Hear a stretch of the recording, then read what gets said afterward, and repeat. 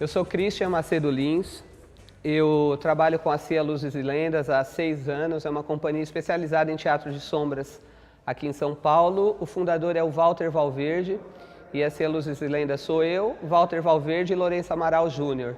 Nós temos um trabalho com, talvez nós sejamos assim, uma das poucas companhias em São Paulo que escolheu trabalhar especificamente com o teatro de sombras como linguagem. Nós não trabalhamos com outras linguagens, somente com o teatro de sombras. Quando entra outras linguagens do teatro de animação, são somente para complementar a mensagem que a gente está querendo passar já com a sombra, né? O teatro de sombras, ele tem várias prováveis origens. A que é mais aceita, ela é chinesa, de um imperador chamado Wu Ti.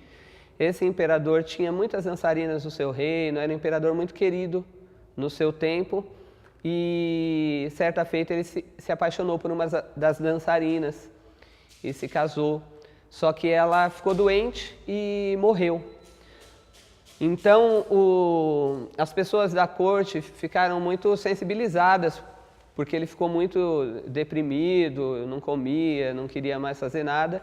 Então, uma pessoa teve a ideia de recortar a silhueta e tal qual da sua esposa e fazer uma representação com o boneco ao entardecer, usando a luz do sol, na cortina do quarto do imperador. Então, quando ele viu a silhueta representando a sua esposa, ele se reanimou.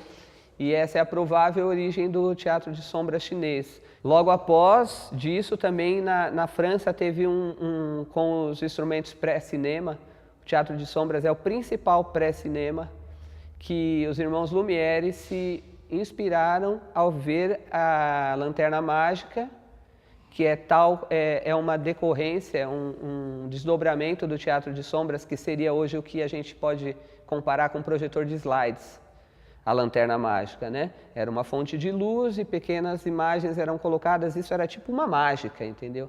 Era apresentado como uma mágica. Na Europa os bonecos sempre são decopados, né?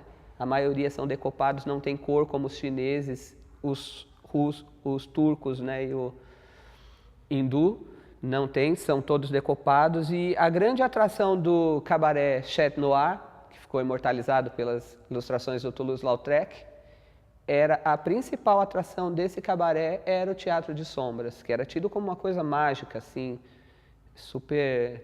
É a tecnologia da época, né? Isso já no início do século, né? O teatro de sombras consiste na incidência de uma fonte de luz, da luz em um objeto, criando a silhueta, a sombra, do mesmo projetada numa tela translúcida. O público geralmente fica do outro lado, né?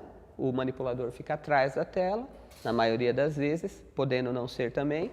E aí um objeto tal como esse aqui, né? Ó, que esse é um boneco que eu tenho um espetáculo que chama Contos Tradicionais Chineses. Essa é a imperatriz, esposa do imperador Wu Ti. Então a luz incide no objeto e produz a sombra, né? Na China eles usam mais colado na tela. E o europeu, o brasileiro, tem muitos grupos brasileiros agora fazendo teatro de sombras, argentinos, grupos importantes fazendo, e eu também tenho usado muito essas fontes que têm de luz que são menores, que elas dão mais foco, então proporciona um distanciamento, você podendo fazer movimentos que só o cinema, né, que poderia ser feito com o cinema, tal qual você de enfoque, close, distanciamento, né, ó.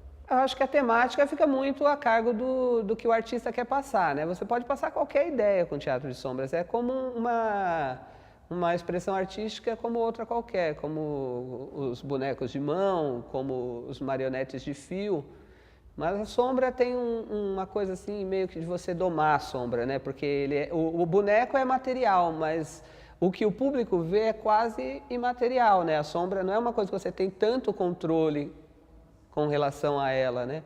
E essa coisa da sombra sempre encantou as pessoas. Você vê quando você assiste Peter Pan, a cena mais legal do Peter Pan, né, no começo, que promove o encontro do Peter Pan com a Wendy, é ele perder a sombra. Ela capturar a sombra dele, que depois é costurada no pé. Ali eu acho que mostra bem artisticamente assim o caráter da sombra, que é algo indomável assim, né, que você não tem um controle total nunca sobre ela, né? No nosso caso é para o público infantil e infanto-juvenil, mas tem muitos grupos fazendo teatro de sombras adulto, muitos grupos mesmo. No meu trabalho é sempre infantil e infanto-juvenil.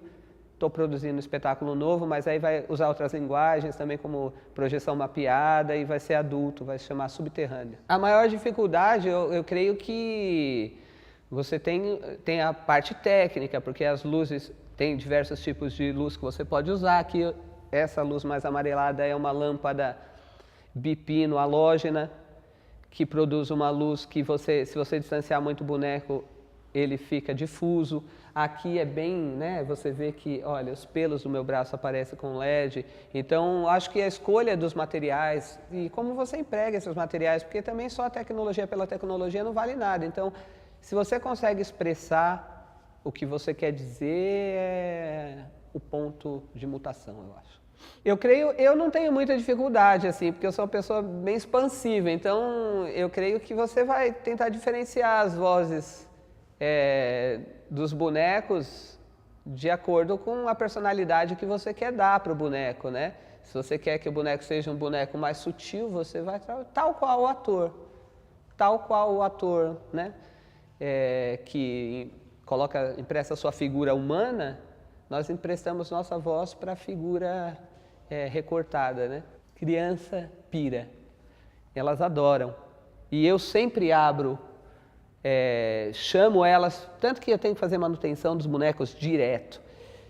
Para fazer essa cena do pescador que eu vou apresentar aqui no festim, eu tive que praticamente refazer todos os bonecos, porque eu deixo mesmo no final do espetáculo as pessoas pegarem os bonecos, irem lá atrás, verem como funciona, falo que é fácil para pôr uma folha de sulfite numa caixa de sapato e recortar uma caixa de sabão em pó e pregar o seu boneco. É uma coisa muito simples, né? O seu trabalho é que vai gerar as peculiaridades, né, os nuances, o quanto você emprega de trabalho, mas a linguagem em si é muito simples. Para mim, o teatro de sombras, eu vou tirar agora a sombra do protagonismo dessa história, e para mim a sombra o teatro de sombras é a minha forma de manipular a luz. E isso eu via a luz nas pessoas que me ensinaram. Foram tão generosas na pessoa do Walter Valverde, na pessoa desses artistas tão talentosos aqui, que eu fui visitar o site das pessoas que estão fazendo a minha oficina. Fiquei lisonjeado deles empregarem a confiança deles em receber instrução de mim. Então, eu acho que, para mim, numa frase, o teatro de sombras faz com que eu possa colocar um pouco da minha luz para as pessoas.